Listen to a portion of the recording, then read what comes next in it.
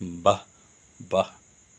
তোমার এত সুবুদ্ধির উদয় হয়েছে যে হাতে করে বিচ্ছেদের কাগজটা শেষ পর্যন্ত নিয়েই এসেছো। আচ্ছা, একবার কি ভেবে দেখেছো এই কাগজটি এই কাগজটি আমাদের দুজনকে বিচ্ছিন্ন করে দেবে। দুজনের জন্য দুটি পথ সৃষ্টি হবে।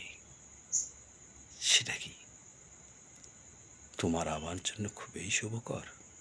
যেটা তুমি চাইছো, খুবই শুভকর যেটা তুমি চাইছো।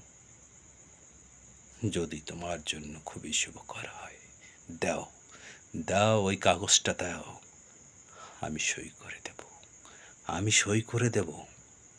এর জন্য তোমাকে কোনো প্রেশানিও করব না, হয়রানিও করব না।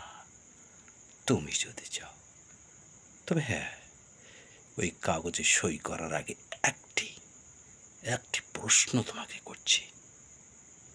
আবার ভেবে দেখো, আবার ভেবে দেখো।